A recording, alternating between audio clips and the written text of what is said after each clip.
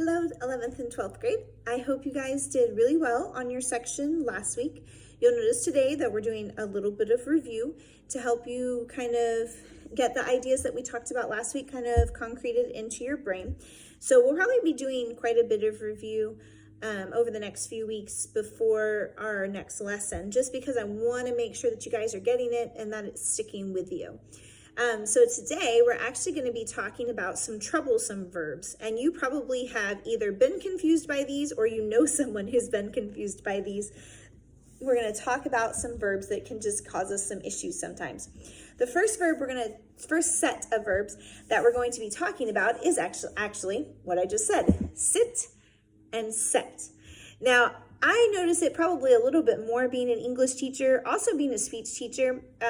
You'll notice people saying these things a little bit more. So sit and set. What's the difference? Well, sit means you are actually doing the physical action of sitting. You sit, you're sitting, you're doing that action. Set is you actually taking something and setting it down. So there's a difference here. You don't sit that on the table, you set it on the table. You don't set yourself down, you sit yourself down. And sometimes people do get these confused. So we want to make sure that we're looking at them and making sure we understand. So we're going to talk about the 4 principal parts of them today.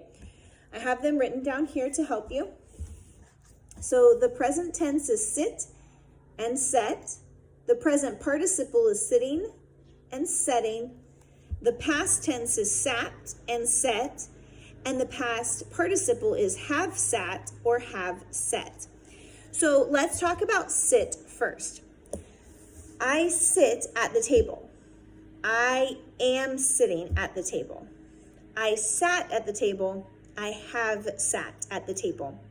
Okay, so that is sitting. Those are all the forms of the verb sit. And you'll notice that in every single one of them, I'm doing the action. I'm doing the physical sitting down, sit, sitting, sat, have sat. Okay, so I'm the one doing that.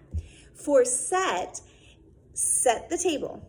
I am setting the table. Set that over there. I set that on the table. I have set that on the table. So here's the nice thing about set. Basically, every form is the same except for setting. So the present tense is set. I set that on the table. Yesterday, I set that on the table. So the past tense and the present tense are the exact same verb. And then the only difference with the past participle is that we add a helping verb. I have set the table. Simple enough, right? Okay. Now remember, you're not actually doing anything. You're not doing the physical action of setting. You might be talking about doing the action of setting, but you're not actually setting yourself on the table. If you say, Mom, I set the table, and she comes in and you're sitting in the middle of the table, that would be a little strange, and your mom would probably look at you funny, as I would as well. So you're actually setting something. Something is you're setting something either on the table, on the counter, somewhere. You're setting something down. And that's what it's talking about there, okay? And then our next set of verbs is rise and raise. Okay, these are just like sit and set. In that rise, you're actually the one doing the physical action. I rise from my bed in the morning. I am rising out of my chair. I rose out of my chair. I have risen out of my chair. Raise, okay, I want you guys to stop really quick. And I want you in your mind's eye to go to Lion King and look at Rafiki raising Simba in the air, okay? Because that's the difference between rise and raise.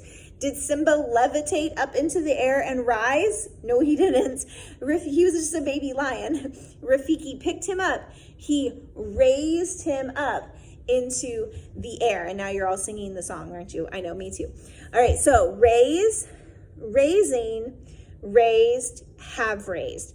All right, those are your 4 principal parts of raise. And then rise, rising, rose, have risen. So actually rise is one of our irregular verbs. We don't work on it the same way that we do like sit. Actually most of them are. Okay, so rise is irregular, raise is not irregular. Rise, we change the form of the verb basically with every word. Raised, we do exactly what we're supposed to. We add an ing, we add an ed, and that's how we form our past tenses. So rise is an irregular verb, raise is a regular verb. All right, so that's the difference between those two verbs. Rise is you're doing the physical action. You're the one rising up. Raised is something that's being lifted. I raised my hand. I lifted my hand. That's you actually raising your hand. Your hand didn't rise on its own without your knowledge. I hope not. You have a big problem if that happened.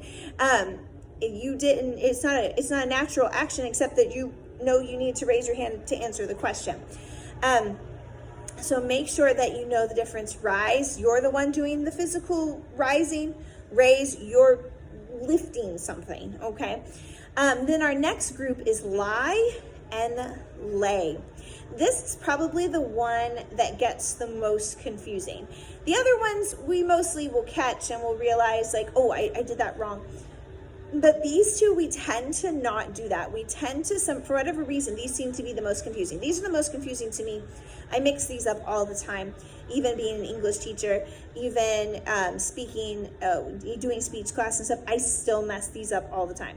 So they are the same thing though. All of them, you'll notice that the first verb is us doing the action, and the second verb is us acting on something. We have to act on an object with each of these groups of verbs. So lie and lay, same thing. If it's lie, I'm the one physically lying on the ground or lying in the hammock. I lay on the ground and I have lain on the ground. Okay, I'm actually the one doing that. Now here's where I think it gets confusing. Lay is our word, but then we use it up here as the past tense of lie. So I think that's where it probably gets the most confusing, because we have the same word in two different lists.